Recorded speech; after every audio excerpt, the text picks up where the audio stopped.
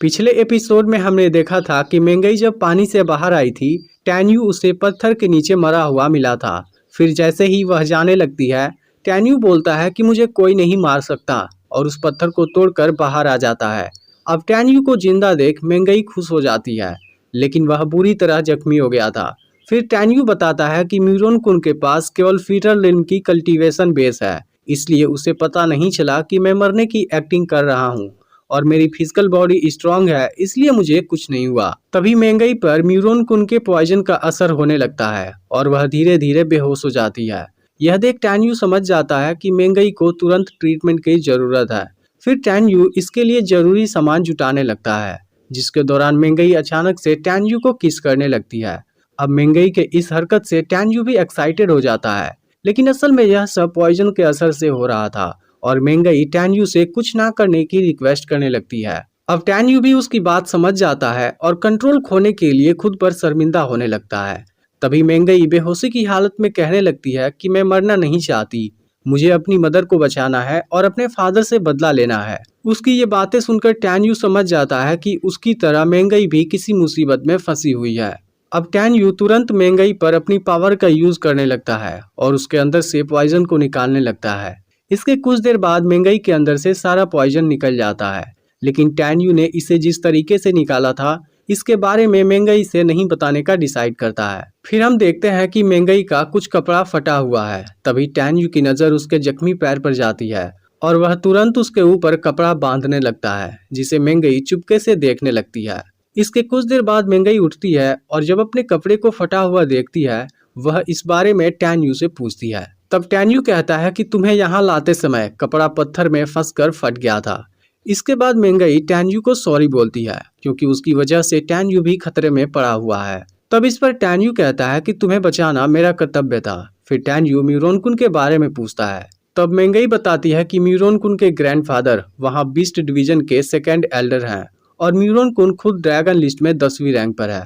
अब मेंगई टैन्यू को म्यूरोन कुन से केयरफुल रहने के लिए बोलती है, लेकिन इसके अलावा वह इसे वेंग से भी बचने के लिए बोलती है, क्योंकि इसने वेंग के कजिन क्वान जी को मारा है, इसलिए वेंग टैन्यू से बदला लेने की जरूर कोशिश करेगा।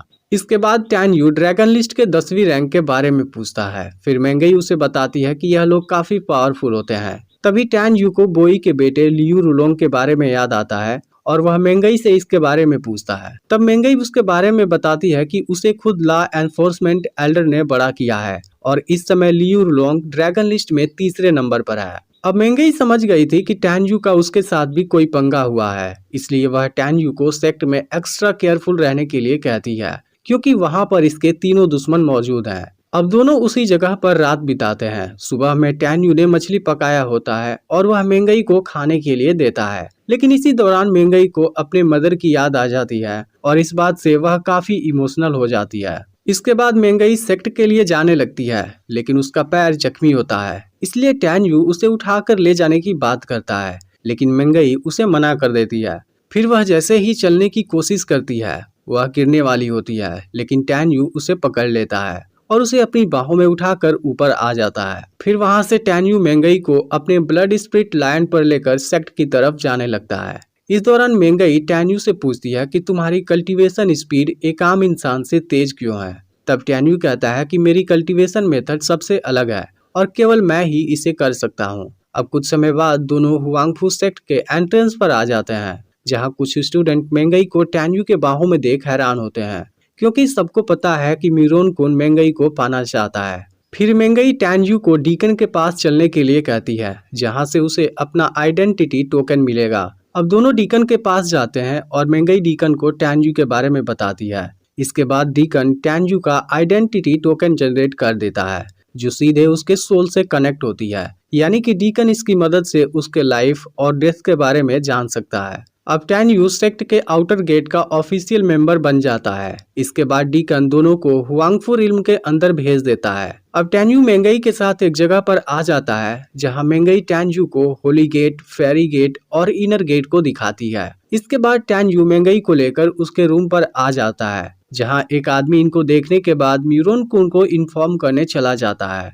वहीं अब टैन्यू की मुलाकात सुजियान से होती है, जो मेंगई की सिस्टर है और मेंगई के साथ ही रहती है। मेंगई टैन्यू को बताती है कि मीरोन कुन को हमारे आने के बारे में जल्द ही पता चल जाएगा, इसलिए तुम उससे केयरफुल रहना। फिर आगे मेंगई टैन्यू को टेम्पल के बारे में बताती है, जहां वह अपना टोकन दिखाने के बाद ट्रेनिंग ले सकता है, लेकिन हाई लेवल वाली ट्रेनिंग के लिए उसे स्पिरिट स्टोन की जरूरत पड़ेगी।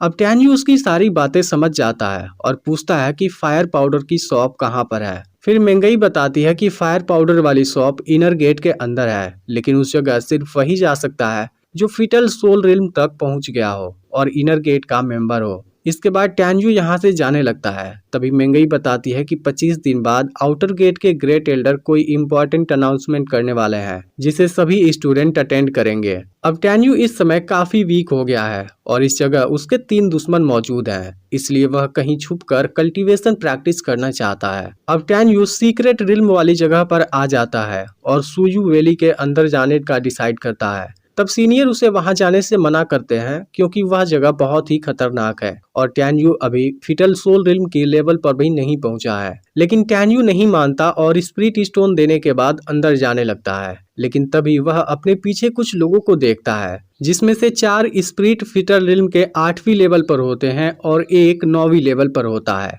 अब टैन्यू समझ जाता है कि यह लोग उसके स्पिरिट स्टोन को लूटना चाहते हैं, इसलिए वह इनको सबक सिखाने का डिसाइड करता है। टैन्यू जैसे ही अंदर आ जाता है, वह पांचों आकर टैन्यू से स्पिरिट स्टोन मांगने लगते हैं, लेकिन टैन्यू मना कर देता है। तब इस बात से वेई उसे मारने की धमकी देता है और हुआंग को उस पर अटैक करने भेजता है, लेकिन टैन्यू उसे अपने एक अटैक से ही दूर फेंक देता है। फिर यह देख वेई अपने 3 लोगों को एक साथ उस पर अटैक करने भेजता है, जिसके बाद टैन्यू अपने एक ही अटैक में इनको भी जख्मी कर देता है। अब इस बात से वेई काफी गुस्सा हो जाता है और वह खुद ही टैन्यू का सामना करने चला जाता है, लेकिन टैन्यू उसके हर अटैक का करारा जवाब देता है। इसी बीच वेई टैन्यू पर 3 तलवारों से अटैक कर देता है, लेकिन टैन्यू अपनी फास्ट स्पीड से खुद को प्रोटेक्ट कर लेता है। इसके बाद टैन्यू उसे अपनी बिजली वाली रफ्तार दिखाता है और अटैक करने लगता है, जिसके बाद वेई टैन्यू का सामना नहीं कर पाता और वहां से भागने लगता है। फिर टैन्यू उसे मारने के लिए अटैक करता है, लेकिन वेई हुआंग को अपने सामने लाकर खुद को बचा लेता है। अब वेई टैन्यू से काफी डर गया होता है